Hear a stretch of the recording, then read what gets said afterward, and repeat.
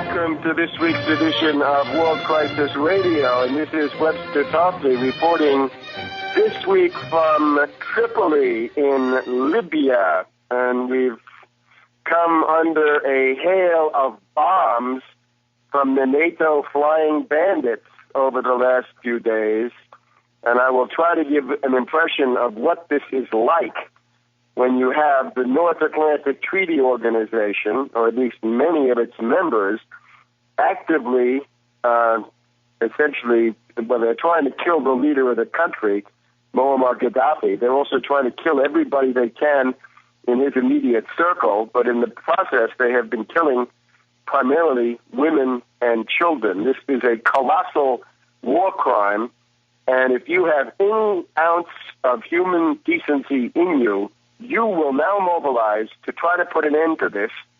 All it takes is 30 votes shifted in the House of Representatives. And the last vote on cutting off the funds for this criminal adventure, this war crime on a grand scale, under the smiling face of Obama, to be sure, the vote was 238 in favor of war and 180 in favor of cutting off the money and shutting down this particular exercise in butchery and futility. Now, what that means, of course, is 30 votes shifted from the war column into the peace column will put an end, at least to the House of Representatives part of it. The Senate would still be there, and I don't know some of the constitutional complications on this, but generally money bills have to originate in the House of Representatives. And, of course, if that will of the House of Representatives is systematically flaunted, there is one thing that they can do all by themselves, and that is to impeach this criminal who is now in the White House. He wants to be treated like Mahatma Gandhi as a peacenik, right? The Nobel Peace Prize winner. He is now carrying out this unjustified aggression.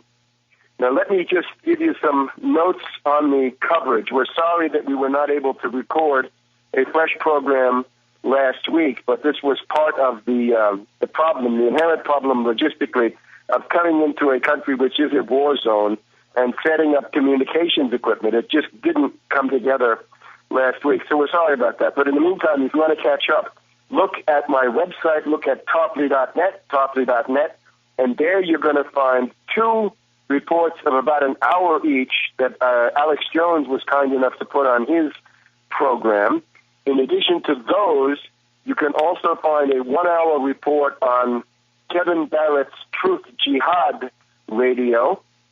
For listeners who understand German, you should take a look at Kopfverlag, my German publisher, that's K-O-P-P, Kopfverlag. They do a fine news service on there, including what is really a professional television news broadcast. Take a look at that. Within the next couple of days, there should be an interview by Eva Hermann with me about the situation here in Libya. Also, for people in Italy, if you listen to Roberto Festa on Radio Popolare of Milan, Italy, you will also hear an interview there. And let's see if there's something else that I've forgotten. I think there's going to be another Italian website or two coming into this, and indeed there may be more.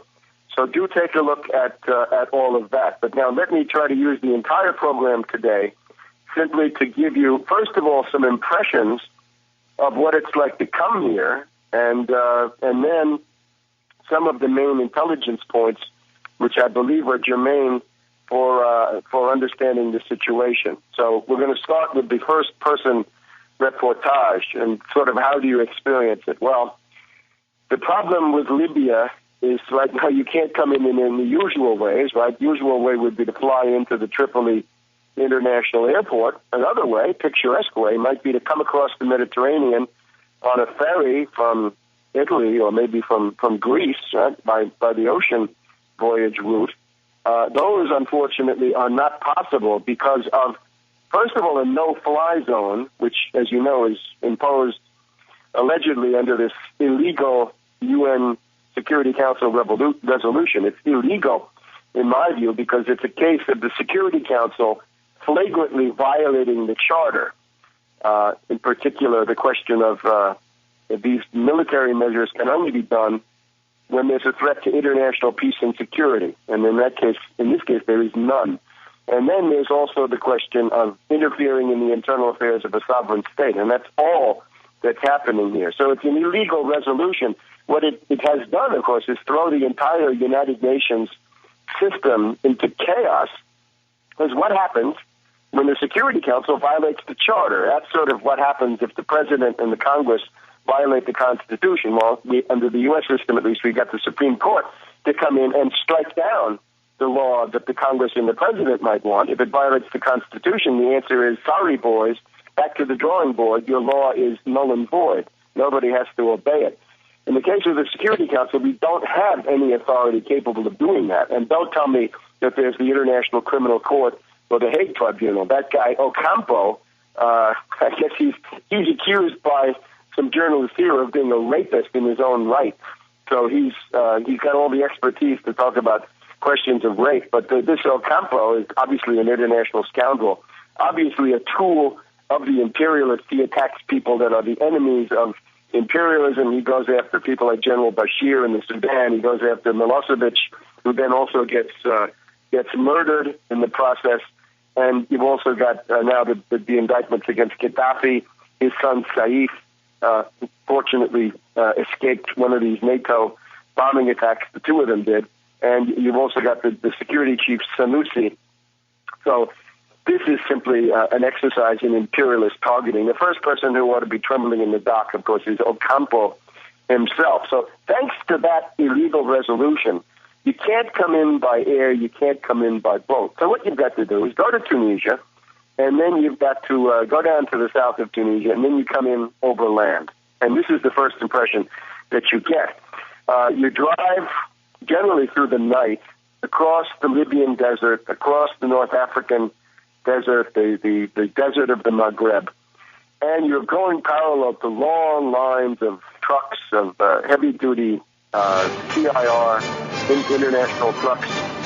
And I'll give you some idea what that looks like in a minute when we come back here on World Crisis Radio, broadcasting this week from Tripoli in Libya.